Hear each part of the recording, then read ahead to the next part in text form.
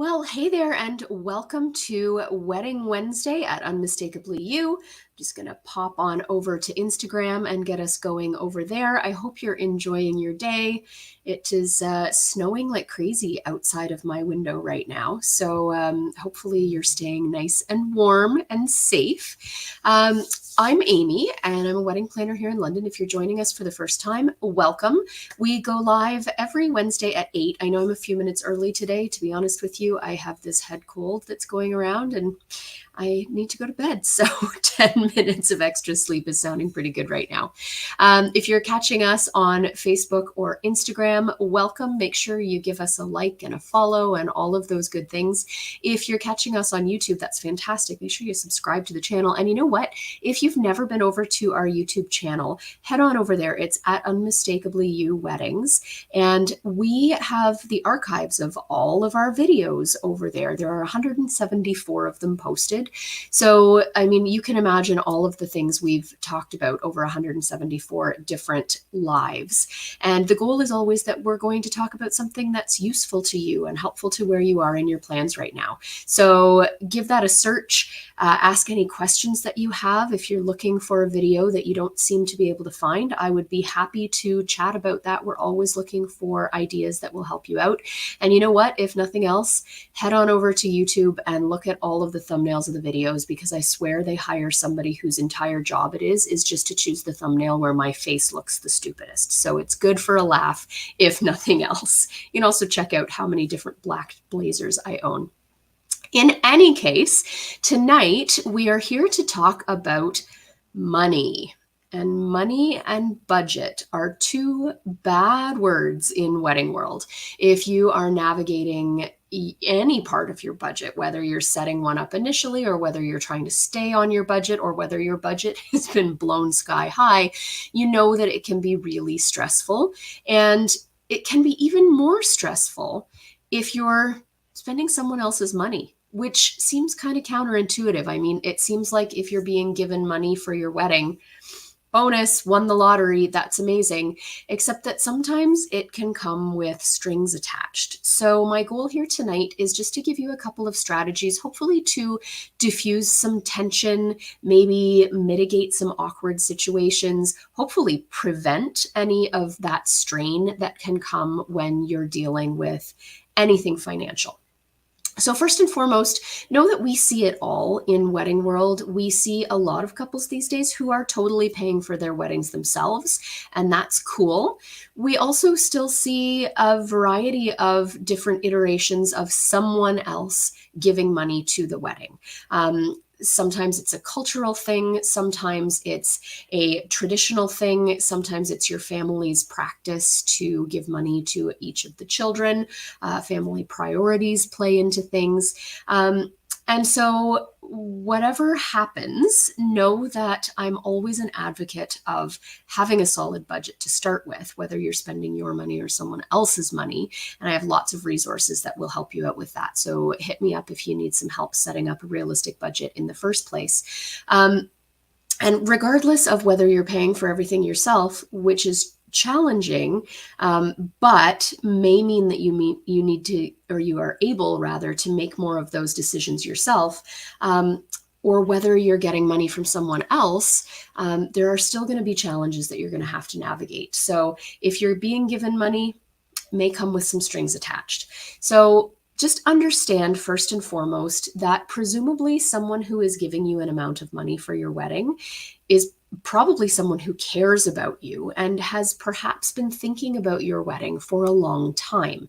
It's probably somebody who's been saving up to give you that money, unless they're independently wealthy, in which case, wicked, go to town. But sometimes there are some expectations that have been built up. You know, maybe your grandma has always dreamed of you wearing her wedding dress and she wants to buy you the accessories or something like that in return. Maybe your mom didn't have the wedding that she wants and she's kind of living vicariously through you. Maybe your dad has been dreaming of giving you a Cinderella wedding since you were 4 years old. So sometimes there are these built up expectations that you're going to need to navigate.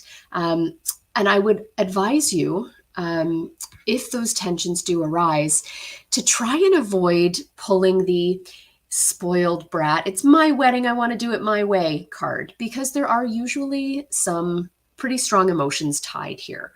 So I'd like to recommend some best practices for ways that you can navigate some of these sticky situations. First and foremost, as early as possible, set some expectations. First of all, how much is being given? Don't ever assume that you're going to get the same amount as your siblings got, or you're going to have the entire wedding paid for regardless of budget. Always set those expectations early on. Those are awkward conversations. We don't like to talk about money, but do try to set up those expectations early. Have calm conversations, honest conversations, and don't try to hide anything. Don't try to say, oh yeah, we can do it for 20 grand if you know you're going to spend 60 grand.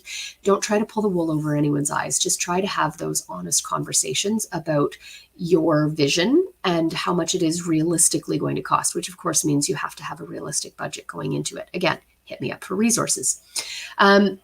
You may be given an amount that is meant to cover the whole wedding, in which case that's great. You may be given an amount that is meant to cover part of the wedding and you'll be supplementing the rest, which is also very common. We see that all the time. Regardless, make sure that you do clarify that amount, and make sure that you clarify if there are any expectations with that money.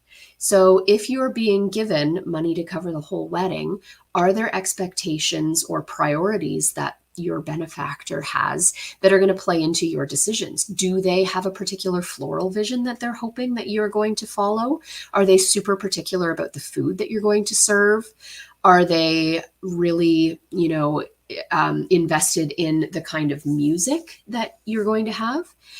Or if someone's giving you an amount to cover part of the wedding, sometimes they just say, okay, here's, $10,000. You can do with it what you want. Or sometimes they'll say, here's $10,000. I'd like to cover the flowers for you, or I'd like to cover the bar bill for you. So clarifying if there are expectations or priorities is going to be really important.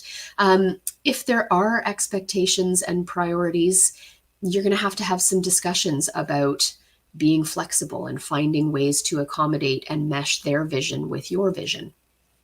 Sometimes if people are contributing financially, they also feel like they should be entitled to invite guests of their own. So clarify that early in the process, because if, let's say, your parents are paying for the entire wedding and they're also expecting to invite 10 of their best friend couples, that automatically adds 20 people to your guest count, which changes a lot of things, including even the size of the venue. So these are things that you need to set out really early on in your planning. Now, overall, one of the mantras that Jacqueline brought to Unmistakably You, if you're familiar with Jacqueline, she worked with us a few years ago, and her favorite saying was, to be clear is to be kind. And that absolutely follows down to anything related to the budget. So if you run into disagreements or power struggles, take time to cool down. Then sit down for a coffee or a glass of wine and just calmly discuss your vision versus their vision and try to come to some kind of a compromise. So if you're dealing with strong opinions, if there are diametrically opposed visions of what kind of flowers you should have or what your dress should look like, there are ways to approach those situations that are less confrontational. So you may want to say, once you've calmed down and you're sitting down with your coffee, you may want to say something like, I hear what you're saying and I understand. I feel this way. So you're acknowledging, you're hearing. People sometimes just want to be heard. So acknowledge their feelings, let them know that you understand how they feel, and then calmly state your feelings. Try to avoid starting sentences with, well, I don't want to do that. I have never thought about doing it that way. It's not my vision. Try to find ways to make the people you're dealing with feel heard. Let them know also that their input is important. So say, your input is important to me, but it's also important to me that our wedding reflects myself and my partner, and I feel that this might be a better fit. You could find ways to acknowledge things that the people giving you the money did at their wedding. You could say something like, I love how you did this at your wedding, and I'd like to do something similar to honor that. That way they're feeling like they're being validated and honored. You're always going to want to look for compromises as well. And I mean, this applies to your wedding planning, whether you're doing it just with your partner or whether there are people contributing financially. It applies to your marriage. It applies to your job. Like, compromise. If everybody was better at compromise, I think we'd have a much easier life. But look for those compromises. Is it possible that if somebody is pushing really hard for something that they want, could you give them something that you don't care as much about? Maybe task them with something that's a lower priority for you. So if they're pushing really hard for a particular, I don't know, meal choice, maybe say, well, you know, because of our dietary restrictions or because of my partners and my taste, we'd like to really choose the food, but is there a way that you could create a special dessert or a special signature drink for us? So finding ways to give up some things in order for the people who are financing the wedding to feel like they're playing a role, an important role as well. And first and foremost, always, I come back to, don't discuss when you're upset. So if there are tensions, if there have been miscommunications, if there's a power struggle going on, try to cool down before you tackle that issue. It all comes down to setting clear expectations, being willing to listen, being honest, being willing to compromise, and keeping a cool head throughout. Now, as always, there are no magic bullets. There's no easy solution to every single problem, but hopefully if you are navigating some money issues, those suggestions will help you to come out the other side, still hopefully on good terms with everybody.